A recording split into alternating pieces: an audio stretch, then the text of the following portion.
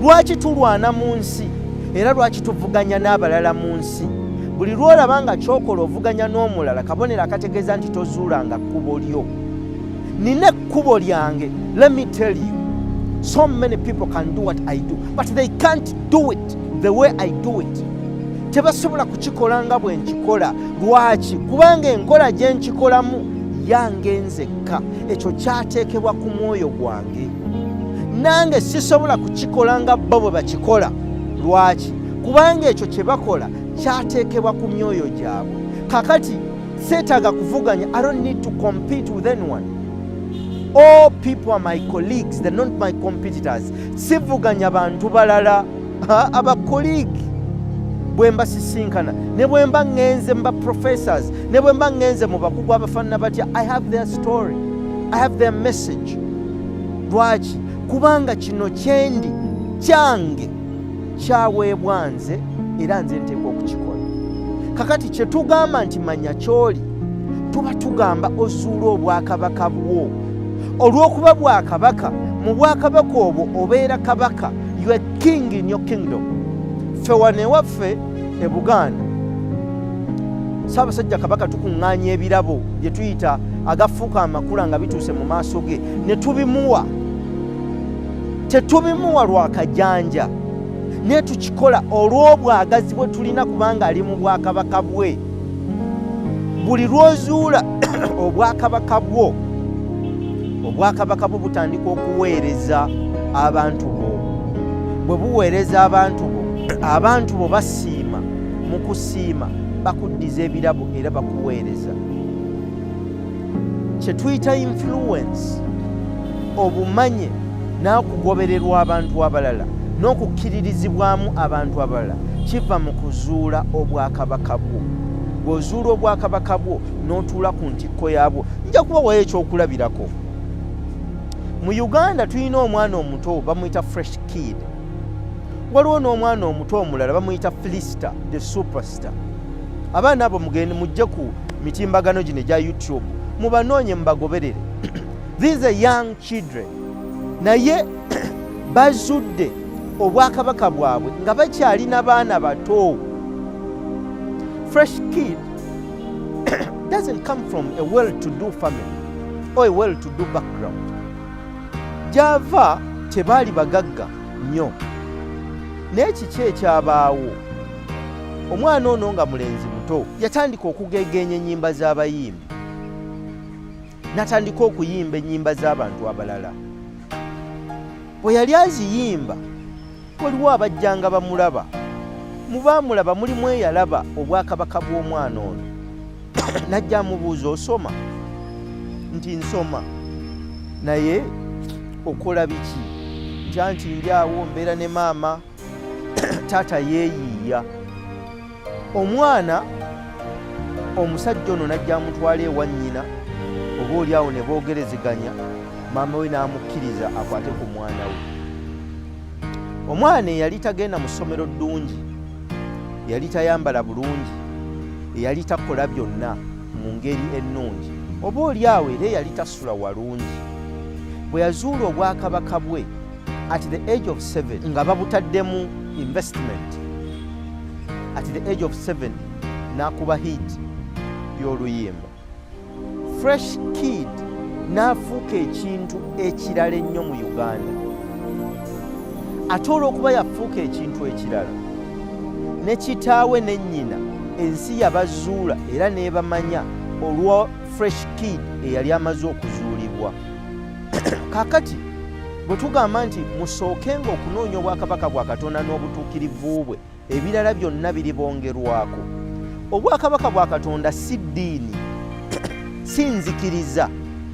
Obwakabaka bwa Katonda kye kitundu ky'obuyinza bwa Katonda ekyaweebwa omwoyo gwo nga gujja mu mubiri ogwo. Bw'okizuula n'okijjayo, ensi ekutegeera.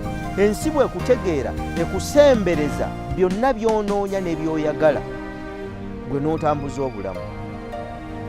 Fresh kid bwe yazuula obwakabaka bwe yafuna bursary. Sudiru n'amuyita asome paka lw'anaamaliza primary 7. Emmotoka yajja mu bulamu bwe ennyumba ennungi yajja mu bulamu bwe, engoye zajja mu bulamu bwe, emikisa egy'enjawulo gyasembera mu bulamu bwe. Kino kyabeera ne ku Filisita the superstar. Kakati abaana bano bato tebalina digiri, naye ate basobola okukola ebintu ebinene ne batuuka ne ku bye baagala. Ekitegeeza nti mu nsi digiri tekutuusa ku kyoyagala, wabula digiri esobola okwongerako obwongezi, naye ekikutuusa ku busukkulumu bwo mu nsi ge maanyi agatudde mu mwoyo gwo. Olwaleero singa obeera ku street ne bagamba nti taata wa John wuuyo ayitawo, teri asobola kudduka misinde kulaba taata wa John. Naye singa bagamba nti Bobi Wine wuuyo ayitawo, Fresh Kid wuuyo ayitawo, Chameleone wuuyo ayitawo, Juliana Kanyomozi wuuyo ayitawo, abantu bakyuka, abantu batandika okukuŋŋaana ne bajja abakwateko mu ngalo bamulabe. Lwaki? Obwakabaka obumutuddemu, ge maanyi g'omwoyo.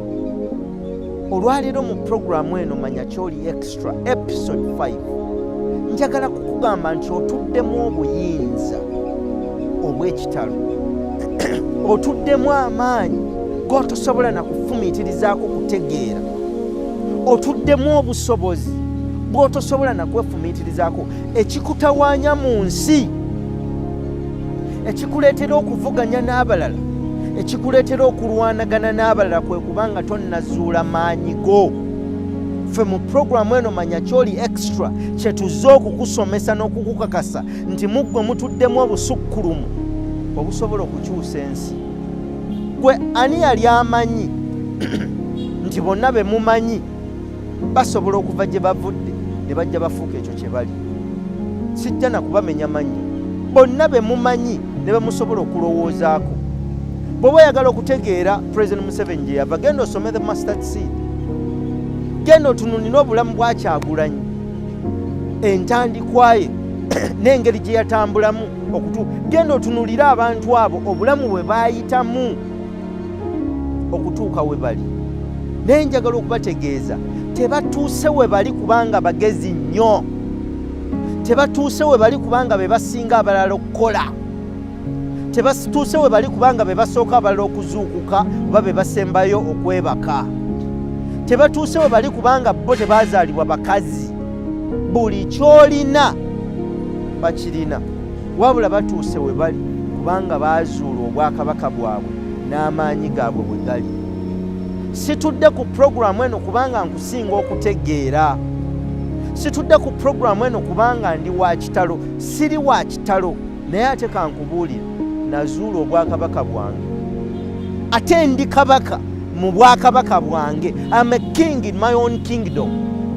Naawe osobola okubeera kafulu. Kyova olaba ekigambo kabaka kya kitiibwa wano mu Buganda tukiwa ekitiibwa kubanga kabaka muffe musukkulumu muffe. Kyova olaba oli bw'ayimba ennyo nga bagamba oyo kabaka mu kuyimba.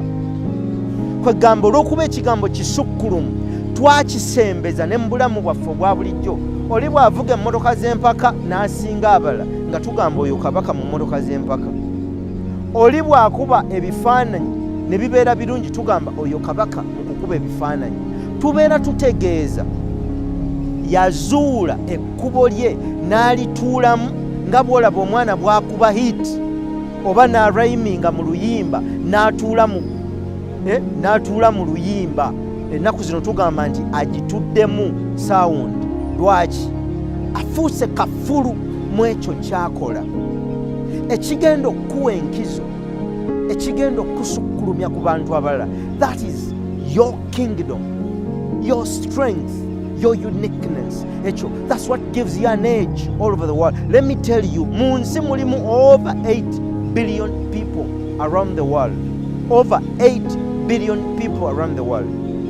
Naye teriiyo muntu ayina njola ziri ku kinkumu kyo. Your thumbprints are unique.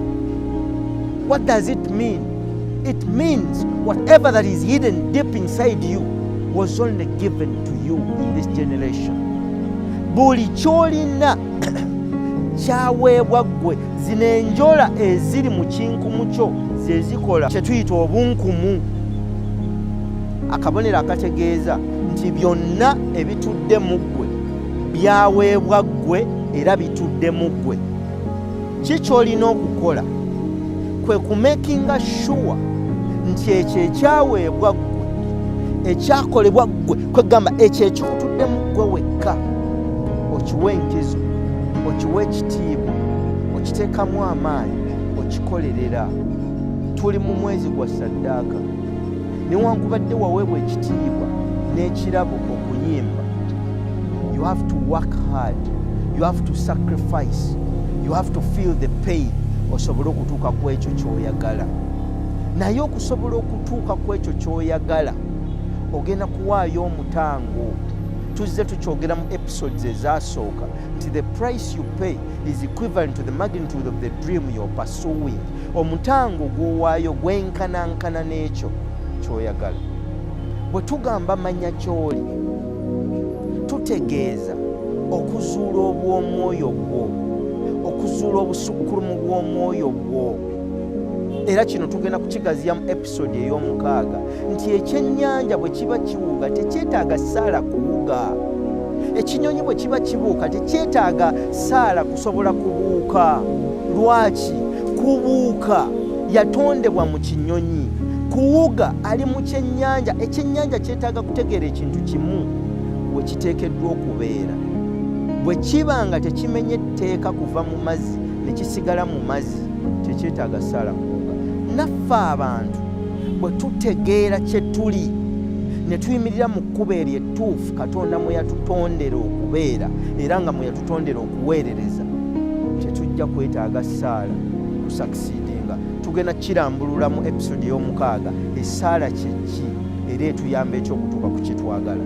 Njagala okubeebaza okugobera puroguramu manya ky'oli extra. Wano tugenda buziba mu bintu bino eby'omwoyo okubitegeera. Gamba munno asubscribinge ate anyige n'akadaako asobole okugoberera emisomo gino. Mbagaliza ekiseera ekirungi tusinkane mu episode ey'omukaaga. Bw'oba oyagala okusponsalinga puroguramu eno n'okulabikira mu puroguramu eno, goberera ennamba ezo eza WhatsApp eziri ku screen, oba osobola n'otuwandikira email ku mitimbagano gyaffe gyonna egy'enjawulo, Simon Sikai Foundation. Tujja kuba tukuddamu tutambule naawe.